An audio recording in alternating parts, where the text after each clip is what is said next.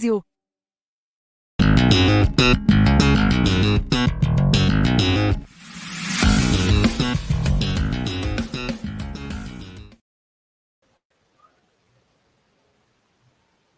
Olá, bom dia, boa tarde, boa noite, tudo bem? Mais um programa da nossa TVH, TVW12. Hoje o tema é General Motors e a sua colaboração com o governo militar durante a ditadura militar brasileira de 1964. Hoje aqui conosco o jornalista e escritor e a jornalista e escritora Eduardo Reina e Maria Angélica Ferrazoli, né? Eduardo, seja bem-vindo, Maria Ângela também, e eu vou pedir para a Maria Ângela começar com as considerações iniciais dela. Boa noite, é um prazer estar aqui com todos vocês. O meu nome é Maria Angélica Ferrazoli, eu sou jornalista já há quase mais de 30 anos, uns 35 anos, e nos últimos tempos, desde que eu fiz o meu mestrado sobre a comunicação nesse período da ditadura militar, a comunicação dos trabalhadores, eu tenho me dedicado a estudar esse tema. Eu também sou escritora, eu tenho 2 livros infantis publicados, algumas participações em coletâneas, com contos e poemas. E vamos lá, vamos fazer desse debate aqui um debate muito interessante para a gente discutir essas questões relacionadas aos trabalhadores e à ditadura militar. Obrigado. O Eduardo Reina, nosso também jornalista e escritor, já esteve aqui conosco no início desse programa, em 2020, falando sobre o seu livro Cativeiro Sem Fim. Eduardo, mais uma vez, obrigado por aqui, voltar ao canal e se apresente um pouco. Olá, bom dia, boa tarde, boa noite a todos e todas. Como o Luiz disse, eu sou Eduardo Reina, eu sou jornalista. A Angélica falou que ela é jornalista há 30 e poucos anos. Ela é modesta, porque nós estudamos na mesma classe na universidade, né? E a gente já vai fazer 40 anos de formado. Já faz um tempão, né? Um tempão mesmo. A gente se formou em 85. E eu sou um jornalista esse tempo todo. Eu passei por todos os postos numa redação, eu fiz assessoria de imprensa também, e mais recentemente eu tenho me dedicado aos estudos sobre a ditadura militar aqui no Brasil. E um desses trabalhos e esse que nós vamos debater aqui sobre a ditadura, a cooperação das empresas, né, com a ditadura militar. E o trabalho anterior, como o Luiz disse, esse livro aqui, o livro Cativeiro Sem Fim, que denuncia a existência de um crime cometido pelos militares aqui no Brasil, né, que é o sequestro de bebês e crianças filhos de militantes políticos. E vamos partir para falar sobre as empresas, os trabalhadores e a ditadura, Luiz. Beleza, Reina, beleza, Angélica. Estamos aqui agora ao vivo para Democracia Participativa, Rede TVT, Barão de Tararé, Sindicato Movas. Então, vocês que estão por aí, inscreva-se na TVH, manda sua mensagem, aqui a Dilce Maia na TVT está mandando sua mensagem de boa noite. Então, vem aqui no canal, manda sua mensagem para a gente já ler automaticamente suas perguntas. Iremos falar um pouco da atuação ou da má atuação da General Motors, né, com a sua colaboração com a ditadura militar. Quem começa, Reina ou a Angélica? Começa a Angélica, sempre as mulheres primeiro. Então vamos com a Angélica falando um pouco sobre como ela viu nos estudos dela, nas matérias dela que ela fez, agora também para o UOL, né, escreveu lá no Opera Mundi sobre a General Motors. Eu só conhecia, como eu disse, gente, sobre a Volkswagen, tem um documentário grande também. Contigo, Angélica. Tá, só para situar um pouco, né, a história, eu estou aqui em São Caetano do Sul, que é a cidade onde tem uma grande planta da GM, né? Então, a GM ela vem aqui para o Brasil em 25, fica num bairro de São Paulo que chama Ipiranga, tem ali uns 800 funcionários, a maioria imigrantes naquele período. E aí, em 30, ela vem aqui para se instalar em São Caetano do Sul. E aqui ficou. Aqui ficou durante... Logo no começo do século passado, quando teve o crash da Bolsa, teve a ameaça dela sair, Mas o que segurou ela, na verdade, foi a Revolução Constitucionalista, que ela começou a fazer reparo e manutenção de veículos nesse período para o pessoal da Revolução. E aí ela vai se estabilizando, vai ficando aqui. E aí, quando a gente começa a pesquisar, a gente parte dos anos 60, né, de 1964. Aí o nosso processo foi o seguinte: a gente tinha uma relação de nomes para procurar, de pessoas que tinham sido demitidas em consequência da atividade política delas, e a gente começa a procurar essas pessoas, não encontra, porque é difícil, já passou muito tempo, e começa a encontrar muitas outras coisas, né? Uma dessas coisas é um caso que eu acho que o Edu pode falar um pouco, porque ele explorou mais e conversou com a pessoa, de um rapaz que foi preso dentro da GM. Ele já já é preso e começa a apanhar ali dentro mesmo, em 72, né, Edu? Isso, exatamente. Exatamente. Mas antes de falar desse caso, desse trabalhador, que não era um trabalhador que era da área de produção, era um trabalhador mensalista. Ele era uma pessoa que fazia a tradução dos manuais de proprietário dos carros. Então, naquele ano que ele foi preso dentro da GM, ele foi preso por uma equipe do DOI-CODE, levado para o DOI-CODE, onde ele foi torturado, ficou preso por muito tempo. Ele estava fazendo a tradução do manual do proprietário do Chevette. E eu queria dizer que, antes da gente entrar na história dos trabalhadores, falar que a General Motors foi uma empresa bastante ativa e cooperativa com a ditadura. Em São Paulo, por exemplo, e isso está comprovado em depoimentos na Comissão da Verdade do Estado de São Paulo, um escrivão do DOPS, ele conta que a GM fornecia protetores auriculares para os policiais praticarem tiro no estande de tiro que ficava dentro do DOPS, lá no centro de São Paulo. E isso fica comprovado, a existência desse estande de tiro lá dentro também, com uma relação de ramais telefônicos que a Angélica descobriu, embolada no meio de vários documentos lá, e aparece o estande de tiro, se eu não me engano, no primeiro andar, né, Angélica? E o número do ramal telefônico lá. A cooperação da GM, aí junto com outras grandes empresas também no estado de São Paulo, vem financeiramente primeiro para a formação da OBAN, que é a Operação Bandeirantes, que depois se transformou no DOI-CODE, lá na Rua Tutóia, no bairro do Paraíso. O inferno ficava no bairro do Paraíso, em São Paulo, né?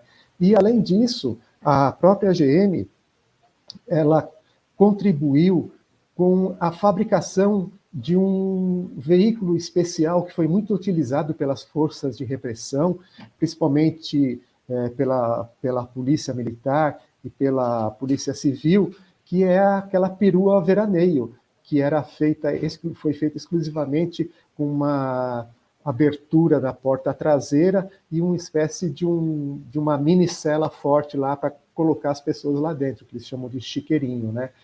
E a GM também ela foi bastante importante para o milagre, para o período do milagre econômico brasileiro, né? Na década de 70, né?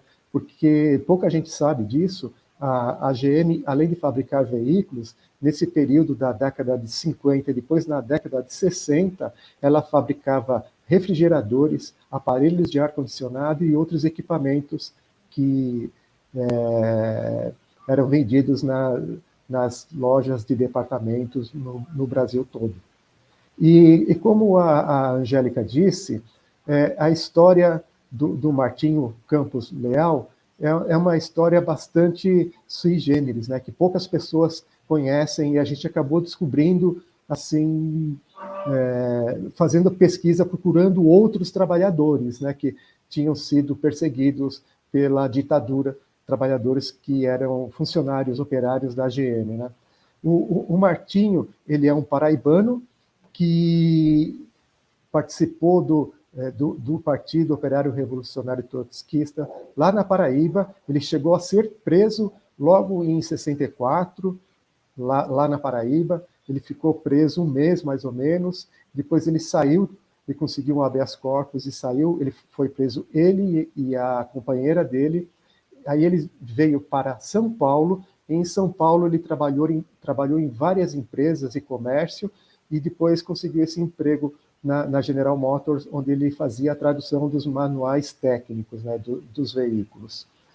E ele estava trabalhando lá e tinha era uma pessoa caçada pelo regime militar, porque ele participava de atividades do PORT, do Partido Operário Revolucionário Trotskista. E o dia que essa equipe do DOI-CODE entrou dentro da GM para prendê-lo, ele, por pouco, ele não conseguiu escapar. O pessoal percebeu que tinha policiais atrás de um funcionário, e ele percebeu que isso estava acontecendo também, então ele tentou escapar por uma porta dos fundos lá dos escritórios, e por azar, nesse caminho, ele cruzou com uma companheira de escritório lá, que tinha acabado de voltar de férias, e falou: "Ô, Martinho, como vai? Tudo bem?" Aí os policiais voaram em cima dele, e a partir desse momento, que tinham acabado de prendê-lo, já começaram a bater nele, ele foi apanhando dentro da viatura também, até chegar no DOI-CODE. No DOI-CODE ele sofreu muitas torturas também. É Dústila, isso, né? né? Isso, exatamente. Ele foi torturado pelo próprio Carlos Alberto Brilhante Ustra, cujo nome remete, pelo primeiro nome brilhante, remete a um ex-presidente da República que gosta de coisas brilhantes e joias, né? Era ídolo dele, né? E era não, né? Fez a homenagem, lembra? No impeachment da Dilma. Exatamente. Exatamente. E tem outros casos também, que acho que a Angélica pode falar, que é um caso que a gente conseguiu levantar de um funcionário da unidade de São José dos Campos, da General Motors, que o nome dele constava numa tal de lista suja, né, que são os ativistas que eram demitidos, e por causa do nome constar nessa lista suja, eles não conseguiam mais emprego em nenhum lugar, e a pressão que ele recebeu da família e da sociedade foi tão forte que ele pensou em tirar a própria vida. Acho que a Angélica pode contar um pouco dessa história do Penha, né? Sim, o seu Angélica, Sebastião. só um minutinho, deixa eu dar uma lida aqui nas mensagens que estão deixando aqui conosco, né, e dizer a todos e a todas que estão pelas redes compartilhadas, que venham aqui, né, inscreva-se na TVH, para que a gente possa ler a mensagem, como da nossa amiga Maria de Lourdes, diz: tenho o livro do Eduardo, ele esteve em Marília, São Paulo, onde ela mora. Ela fala diretamente de Marília. Aí temos também a Maria Cláudia Bandan Ribeiro. Boa noite a todos, parabéns por este debate e pela pesquisa do Eduardo Reino, né, e da Angélica também, um dos jornalistas mais ativos no desvendamento das violências da ditadura militar. Contigo, Angélica, novamente. Então, a história Vai do falar seu do Sebastião. Assis? Oi? Vai falar do Assis? Não, na verdade, ia falar esse que o Edu citou, o seu Sebastião Pena. Ah, o Que Pena depois, né? é de São José, que ele é demitido, entra na lista suja, né? E entrando na lista suja, nenhuma empresa mais a pessoa pode procurar emprego onde quiser, que ela não vai entrar, não vai conseguir, que é uma das grandes maldades desse período, né? Com os trabalhadores. E aí, o que acontece? A produtividade, o emprego, ele está crescente no país. E essas pessoas não conseguem um emprego. Então, para as famílias, para os conhecidos, para os mais próximos, elas não conseguem, por quê? Porque elas fizeram uma coisa errada, que foi participar de uma greve, que foi participar de uma manifestação, por isso elas foram demitidas e por isso elas estão excluídas. Esse senhor, o seu Sebastião, ele conta que ele passava num viaduto ali próximo, não sei exatamente o endereço, o Edu acho que lembra, mas ele pensa em se suicidar, porque para a família, para os amigos, ele é considerado um baderneiro, ele é considerado um anarquista, ele é considerado alguém que nunca mais vai arrumar emprego, entendeu? E sendo que havia emprego, existiam vagas para as pessoas, mas ele está excluído. Isso é uma das grandes maldades, essa lista suja. Vai atingir, assim, acho que centenas de pessoas naquele período. E o seu Assis, ele não. O seu Assis, agora, contando a história do seu Assis aqui de São Caetano, que é o senhor que desaparece em 88, ele entrou na GM muito jovem, com 21 anos, fez carreira lá no setor de modelagem, modelação, que eles chamam. De aprendiz, ele se torna chefe de seção, e ele não é um trabalhador que vai em sindicato, que está envolvido com as questões reivindicatórias. Porém, naquele momento, em 1984, ele se vê no direito, e tem todo o direito de participar do movimento. E ele é demitido. E a GM faz o quê quando ela demite essas pessoas que participaram da greve? Ela coloca a lista com os nomes dos demitidos no clube social da empresa. O clube social fica um pouco afastado, mas é na Avenida Goiás, que ela ocupa grande parte aqui de uma avenida central da cidade de São Caetano. E nesse clube frequentam os filhos, frequentam os colegas, todo mundo. Então, o nome dessas pessoas, né, ficou exposto nessa lista para todo mundo ver. E o que a GM faz, tanto aqui quanto em São José? Ela começa a trabalhar com a imprensa uma forma de desgastar esse movimento a partir de acusações. Essas pessoas são chamadas de terroristas, de baderneiras. E o seu Assis, ele é demitido, ele não recebe os direitos trabalhistas dele, é demitido por justa causa, e ele começa num processo autodestrutivo, segundo me contou a filha dele. Ele começa a beber, ele já bebia, mas não bebia dessa forma, ele começa a beber muito mais, ele começa a investir o dinheiro dele em operações fraudulentas, ele perde o dinheiro, pouco dinheiro que ele tinha, e ele diz para ela e para a mãe, que ele tem medo, que ele está sendo perseguido, e elas não sabem do quê, porque a menina era muito pequena, e a mãe, infelizmente, hoje tem Alzheimer, já não se recorda. Aí passa o tempo, ele tinha comprado uma casinha para eles em outra cidade, em Agudos, no interior de São Paulo. Elas se mudam para lá e ele continua indo e vindo, tentando arrumar emprego aqui no ABC ou em outra cidade. Arruma em Valinhos, mas fica pouquíssimo tempo, diz que está sendo perseguido, não consegue ficar lá. Aí, quando a menina faz 15 anos, em 88, ele vai encontrar com ela para comemorar o aniversário e depois disso entra num ônibus, desce num restaurante que se chamava, acho que Castelão, e desaparece. A partir daí, ele simplesmente nunca mais é visto. Ninguém da família sabe mais nada dele. Aí a gente começa a conversar com a menina e citar alguns nomes, né, de pessoas daquele período que a gente conseguiu apurar. O nome do RH da GM, que era Alcântara, Antônio Alcântara, e o nome de um agente do DOPS que fazia todo esse, entre aspas, serviço de vigilância aqui na região, né? Que é o Carioca. E num determinado momento eu estou conversando com a filha do seu Assis e falo, eu queria saber se você já ouviu esses nomes. Quando eu falo Alcântara e Carioca, ela fala, Angélica, esses dois eu ouvi juntos. Esses dois, eu lembro que eu atendi uma vez um telefonema para o meu pai, e a pessoa se identificou como amiga dele.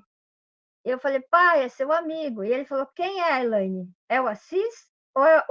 Desculpa, é o Alcântara ou é o Carioca? Então, esses dois nomes estão na cabeça dela. Agora, a gente pegou fotos, ela tinha fotos dessas pessoas que frequentaram a casa dela, e a gente mostrou para outros trabalhadores que também se lembravam do Alcântara e se lembravam do Carioca. A gente não pôde comprovar com certeza que eram as mesmas pessoas. Mas, se de fato forem essas pessoas, ele estava envolvido, talvez, com pessoas muito perigosas, né?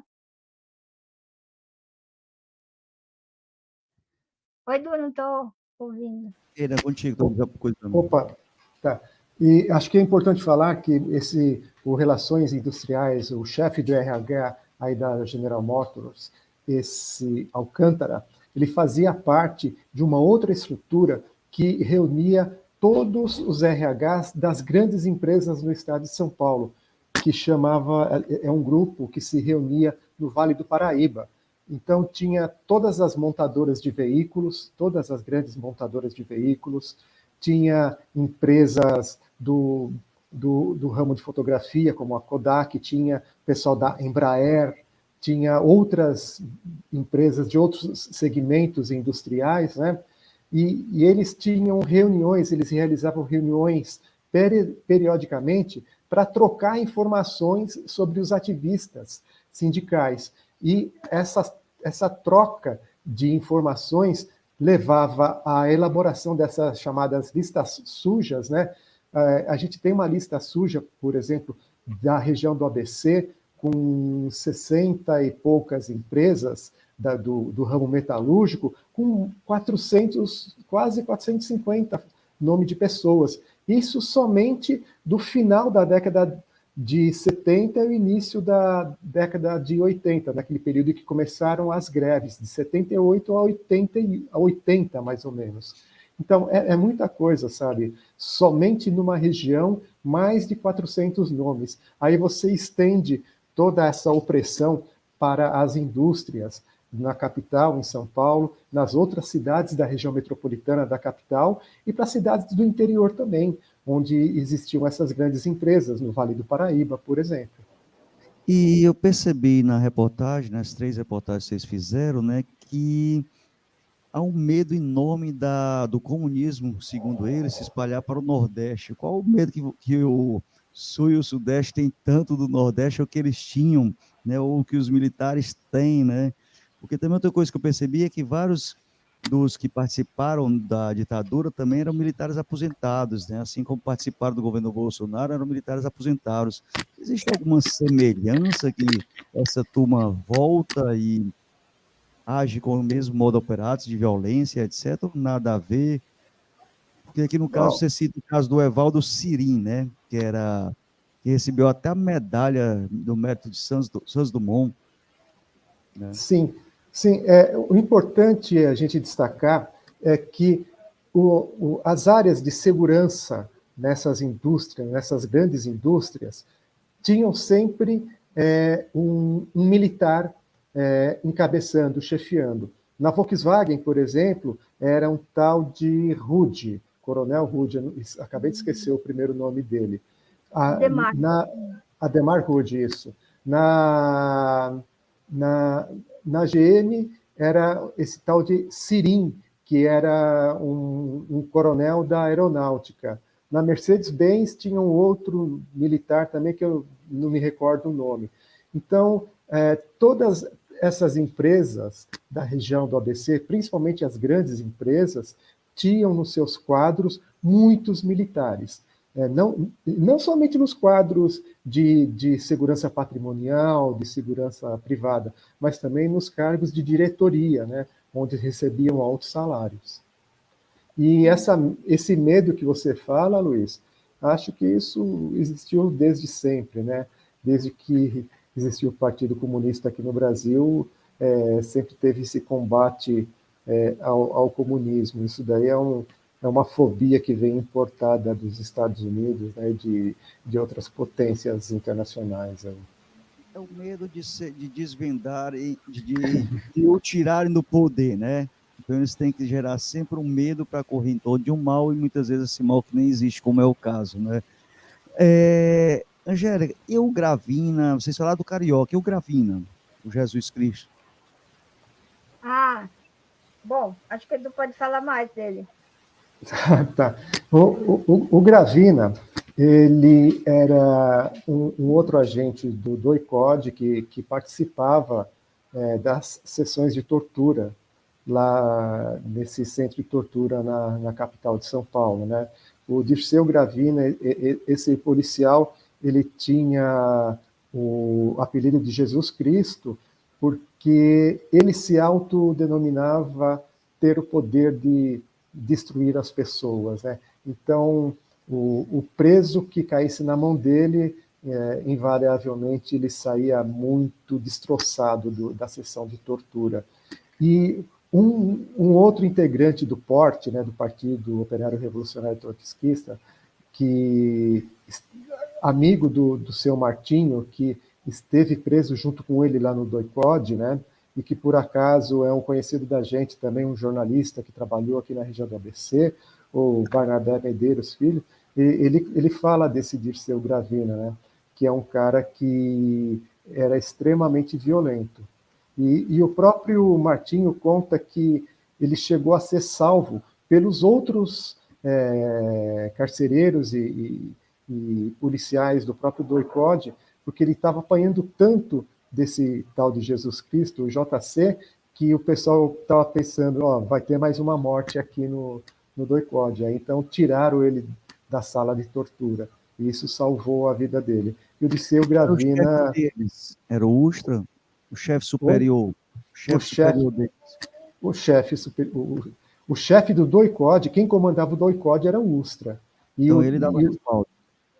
Sim, sim, obviamente. E o DOI-CODE tinha, acho que 3 ou 4 equipes, né, que se revezavam para bater nas pessoas, né, e para prender as pessoas. E o Dirceu Gravina, se eu não me engano, era da segunda equipe. Então, é uma Foi história resgatado. bastante... Oi? E o Desculpa. rapaz que você colocou na matéria foi resgatado por um da terceira turma, né? Exatamente. Exatamente, porque apesar de ser dividido em 4 turmas aí, às vezes a sessão de tortura passava de um turno para o outro, né? É um absurdo falar isso, mas existia isso, né? Revezamento de torturador, né? Uhum. Gente, a gente está ao vivo conversando aqui com Eduardo Reina e Maria Angélica sobre a General Motors e sua colaboração com o governo militar durante a ditadura brasileira de 64. Façam suas perguntas, comentem bastante, compartilhem.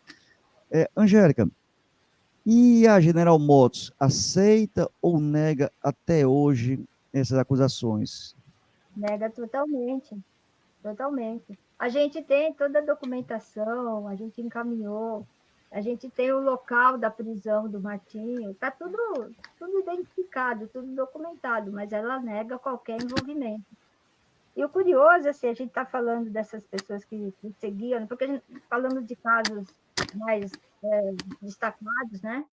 Mas também tem o dia a dia da fábrica, né? Tem o dia a dia da fábrica em que aquele trabalhador que já era mais visado, porque era da oposição sindical, que São Caetano, a oposição sindical nunca ganhou o sindicato dos metalúrgicos, mas ela existia, né? Ela ainda existe. Então, aquele trabalhador que participava da oposição sindical, ou que tinha um perfil mais reivindicatório, ele era vigiado constantemente. A gente entrevistou pessoas mais jovens até, não desse período dos anos 70, e essas pessoas que trabalharam ali em 84, até no final da ditadura 85, elas contam que o clima na fábrica era muito pesado, né? E que essa figura aí, esse tal carioca, embora ninguém mais visse, né? Porque talvez não circulasse mais por lá, ainda era uma coisa icônica ali. Falava, não fala isso não, que o carioca pode ouvir. Mesmo que você não soubesse quem era o carioca, entendeu? Era um clima muito pesado, um clima de perseguição, de terror, de pânico mesmo. As pessoas não se sentiam à vontade para conversar sobre os problemas do dia a dia. E isso, a gente tem uma documentação que até está publicada na matéria, uma documentação que a gente consegue de uma universidade norte-americana, que o representante da GM vem visitar a planta aqui, isso no anos 70, final dos anos 70, e ele fica espantadíssimo com o ritmo de produtividade da empresa, o maior que ele já tinha visto, e ele circulava por todas as plantas da empresa no mundo. E ele fica assombrado e diz, mas essas pessoas precisam ter um canal, né, para conversar com a empresa, para um canal, já que não tinha o sindicato. E o representante da GM, que na época era o Alcântara, ele falou, não, a gente não vai instalar a comissão de fábrica agora, que era uma reivindicação, a gente vai esperar para ver o que acontece lá na Scania. A Scania já estava começando. Então, essas pessoas ficam numa situação de pressão por produtividade, numa situação de insegurança, porque a questão dos acidentes é outra que a gente ainda vai explorar nesse período da ditadura civil-militar, e numa situação em que elas não têm como fazer fluir a reivindicação, como chegar na empresa, elas ficam simplesmente acuadas. Isso a gente nem está falando de tortura, está falando de dia a dia. Certo, a Maria Cláudia está perguntando aí se tem como disponibilizar o link, e claro, está aqui na matéria da UOL, né? Essa é a primeira matéria, você clicando nesse link vai ter abaixo, na descrição da matéria, o link 2 e o link 3, né, na matéria, né? E eu queria saber mais um pouco, né, sobre a baixa moral da equipe lá de trabalho, né, que o Raymond de Castro, falar um pouco mais dessa parte, você escrever sobre o Raymond, se for possível. É justamente esse documento que eu estou detalhando. Ele chega aqui, tem uma reunião, tem a participação dele, tem a participação do Alcântara e de outros empregados lá do RH da GM, e eles conversam exatamente sobre isso, sobre a questão da produtividade, sobre a questão das reivindicações, e a GM brasileira se mostra totalmente avessa, né, a acolher esse tipo de discussão. E o que levou vocês a ir em busca dessa matéria? Tinha algo muito obscuro ainda que não foi falado, precisava ser dito, que o povo conhecia da GM. Tem semelhança ou foi a partir dessa matéria da GM ou nada a ver contigo, Renan? Olha, ó, a gente estuda muito essa questão da ditadura e a questão dos trabalhadores, né? E, e aos poucos a gente vai descobrindo, e tanto que eu falo que a gente pratica um jornalismo de redescoberta, né?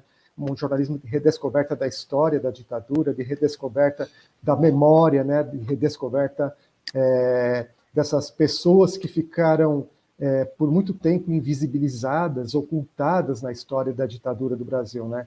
A história do Martinho, assim, é uma história fenomenal, né? Como você consegue esconder a história de um cara que foi preso dentro da General Motors, uma empresa que tem milhares de trabalhadores, que todo mundo viu, sabe, a viatura da polícia entrar lá dentro, baterem nele, levarem ele embora, ele sumiu da empresa, né? E ninguém fala disso, né? E isso demonstra mais um modo obscuro de como a ditadura vem agindo desde 64, que é no silenciamento das pessoas, que é na censura, que é provocando o medo e na construção de uma narrativa que usa como base a história na versão dos militares, na versão da própria ditadura, né? Então a gente tem que correr atrás e é isso que nós estamos fazendo, né? A gente mostrou essa história da GM e junto com a GM surgiram várias outras histórias que mais para frente a gente vai poder falar. Antes da história da GM, que eu e a Angélica fizemos, eu já tinha feito uma história da Mercedes-Benz, que é uma empresa de automobilística de origem alemã também, muito envolvida com a ditadura, assim como a Volkswagen já teve toda a sua história descortinada, e isso virou um processo judicial, e esse processo foi julgado e gerou uma indenização muito grande para os trabalhadores que foram presos, torturados, perseguidos lá dentro da unidade da Volkswagen, também em São Bernardo do Campo, né? Então, o trabalho que a gente vem fazendo é esse. É como se fosse uma rede.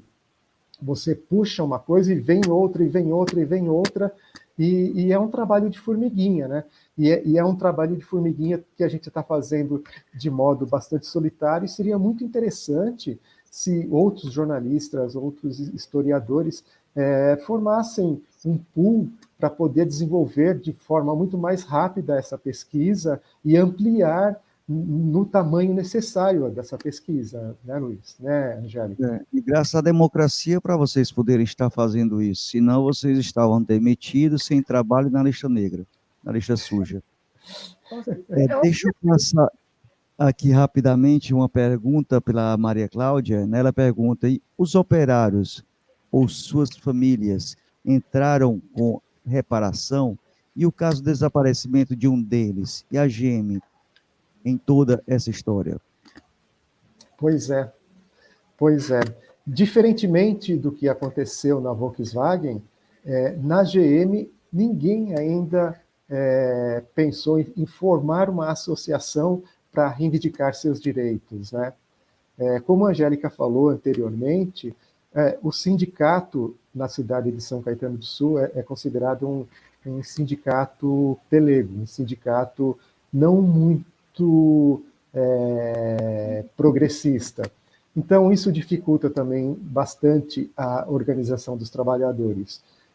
Para que haja uma ação de reparação, então um pedido de reparação, né, inclusive um pedido de indenização, e penso que a própria AGM deveria dar um pedido de desculpas só para falar por baixo, né, o que ela deve a esses trabalhadores, né, seria necessário uma mobilização de um grupo grande de trabalhadores do sindicato também, né. E isso é uma ação bastante dificultosa de existir na cidade de São Caetano do Sul. Bastante, porque a gente trabalha não só com essa questão sindical, existe também uma cultura. A cidade de São Caetano do Sul é uma cidade pequena. Existe uma cultura de que a GM é uma empresa top, do ponto de vista assim, de pagar muito bem, de respeitar todos os direitos, de ter clube, agora já não tem mais, virou um sungas, mas tinha um clube social, tinha um clube mais na área de bosque, ali na região de Riacho Grande. Então, existe uma cultura na cidade de que a empresa é, entre aspas, uma mãe. Até hoje, essa cultura persiste. A gente entrevistou pessoas que participaram da greve, que sofreram represálias, mas não quiseram falar, dar declarações, porque a empresa foi muito boa, a empresa foi uma mãe. Como se os benefícios, os direitos conquistados não tivessem vindo da luta dos trabalhadores, como se tivesse sido concessão. Então, a cidade de São Caetano, e muitas outras aí, né, tem essa cultura de que as multinacionais, que vieram para cá maciçamente nos anos 50, né, nesse período, ergueram o país e qualificaram e deram melhor qualidade de vida para os trabalhadores, sem considerar a questão sindical, que vem de muito antes, e que é, de fato, a responsável pela organização dos trabalhadores para buscar direitos. E Angélica, é o que o de Castro, acho que falou na análise dele no documento para os Estados Unidos, né, da baixa moral, e não sabia até que ponto poderia ser risco para a empresa, né? Porque os trabalhadores trabalhavam, como vocês bem escreveram, sob pressão, desemprego, pressão de ir para a lista negra, pressão de nunca mais conseguir emprego ou de ser mortos, assassinados, né?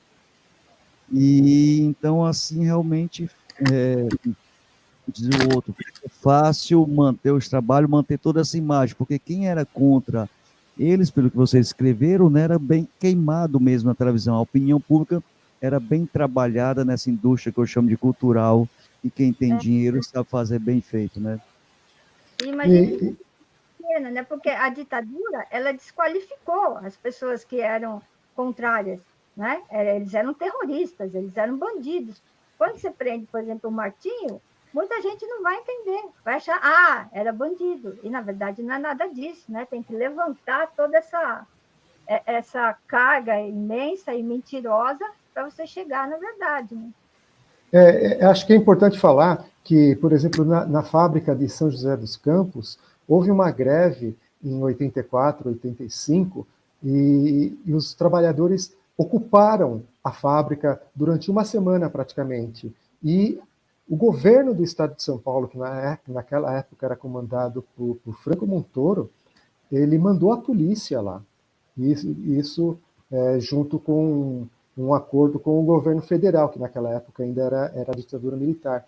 E os trabalhadores que fizeram essa ocupação na fábrica lá, lutando pelos seus direitos, eram considerados baderneiros, comunistas, e a imprensa local e a imprensa de São Paulo, os grandes jornais, estampavam manchetes, estampavam reportagens falando que os trabalhadores sequestraram os engenheiros da GM em São José dos Campos, porque ninguém podia sair da fábrica quando eles estavam ocupando.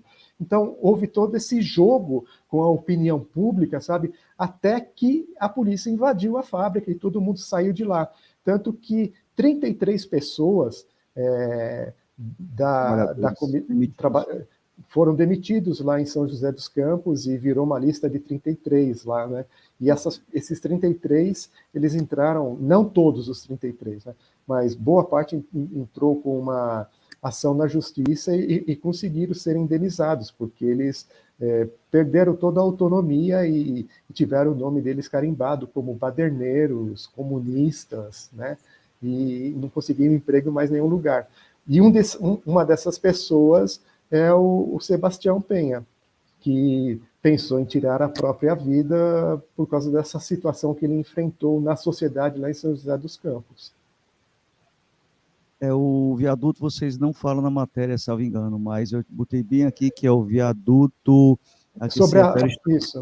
Isso, sobre a rodovia Presidente Dutra, é um viaduto que vai dar no centro do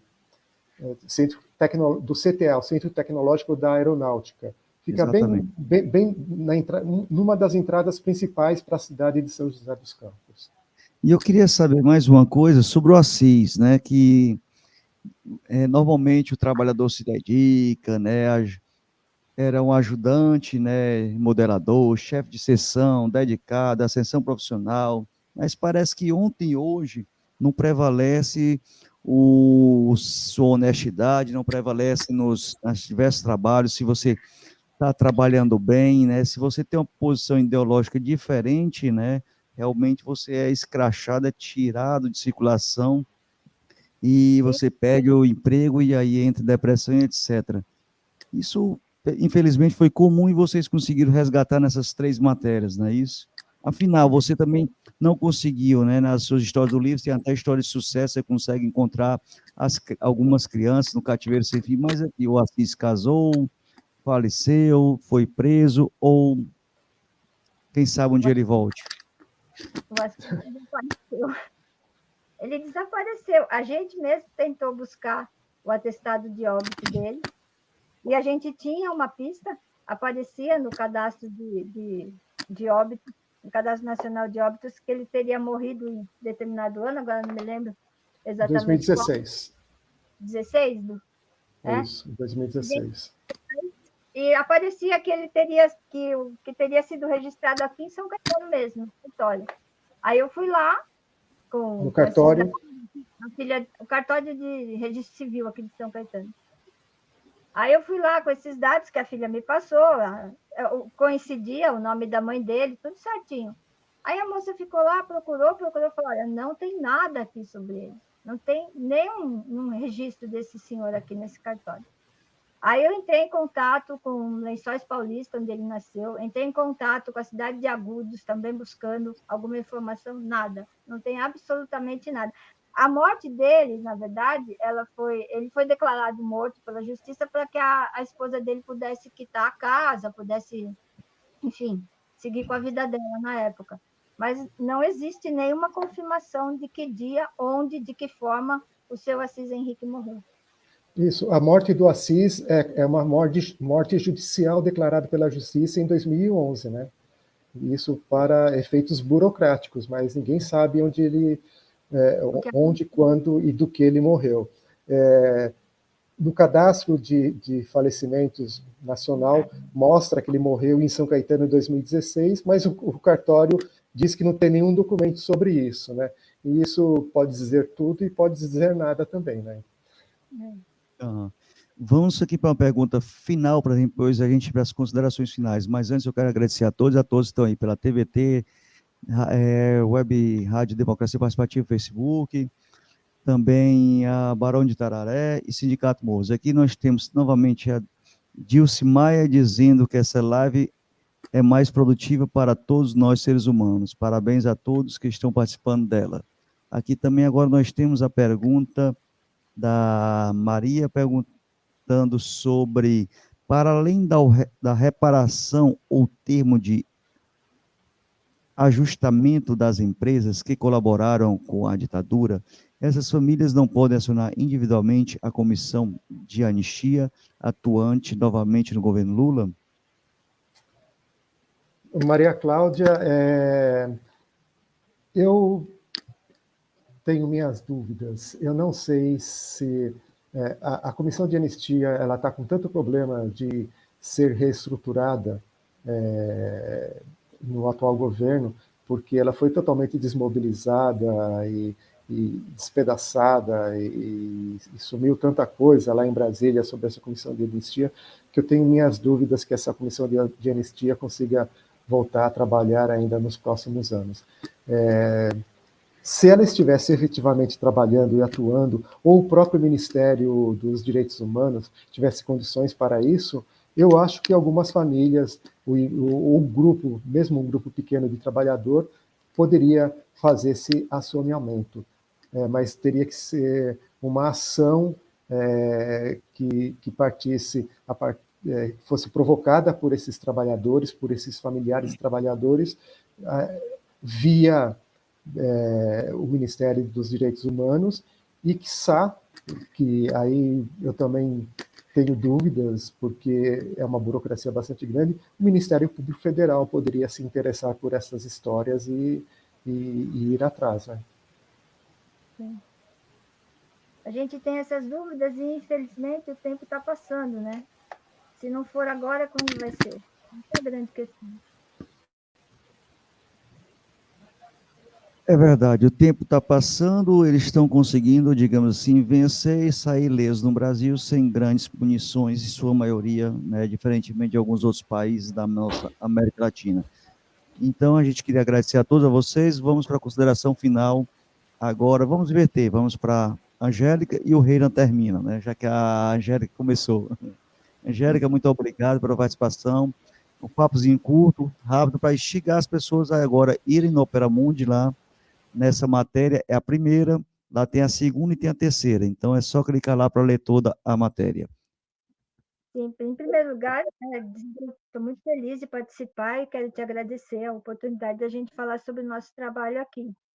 Depois, sim, por favor, leiam a nossa matéria, leiam sobre os assuntos relacionados a esse período tão triste da nossa história, porque a grande questão é, as pessoas que viveram isso, elas estão nos deixando. Muitas delas sofreram perseguições, muitas foram mortas, muitas desapareceram, e a gente tem que tentar, de alguma forma, encontrar tempo para resgatar isso, para que isso não se perca, porque se passarem mais 50, 100 anos, tudo isso vai se perder. Então, para que não se repita, não é?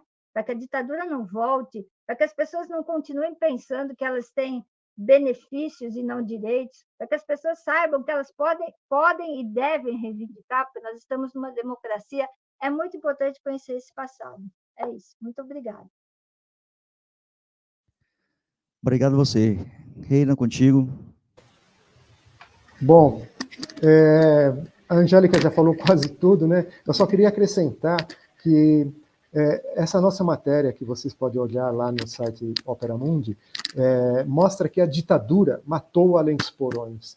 Isso é importante mostrar. A gente precisa parar de naturalizar a existência desses crimes, sabe? Esses crimes foram cruéis, violentos, sabe? Acabou com a vida de centenas, de milhares de pessoas, sabe? A Comissão Nacional da Verdade listou 434 mortos pela ditadura militar aqui no Brasil, mas acho que a gente tem que incluir nessa lista não somente aquelas pessoas que são militantes políticas, sabe? A gente tem que incluir nessa lista outras pessoas que a ditadura matou, trabalhadores que a ditadura perseguiu e matou, indígenas que a ditadura perseguiu e matou, universitários, artistas, cidadãos comuns que a ditadura perseguiu e matou. Então, se a gente for fazer essa pesquisa, e acho que essa pesquisa é mais do que urgente, né? Nós vamos elevar esse número de vítimas para milhares. E isso aconteceu com toda a certeza do mundo aqui no Brasil também. Obrigado, Reina. Obrigado, Angélica. Obrigado a todos vocês que estiveram por aqui, a Maria, né? A Lourdes, a Dilce, que se manifestaram, e outras que estão por aí assistindo e que irão assistir. Deixe seu comentário também ao final da matéria e compartilhe com seus amigos e amigas. A gente volta próxima terça-feira ou a qualquer momento com essa live ou outras do canal. Inscreva-se, ative o sino e muito obrigado. E sempre, ditadura nunca mais, ajudem, se vocês tiverem fatos, a enviar para o canal, que eu envio para o Reino e para a Angélica, para que a gente possa continuar seguindo as pistas. Obrigado e uma boa noite.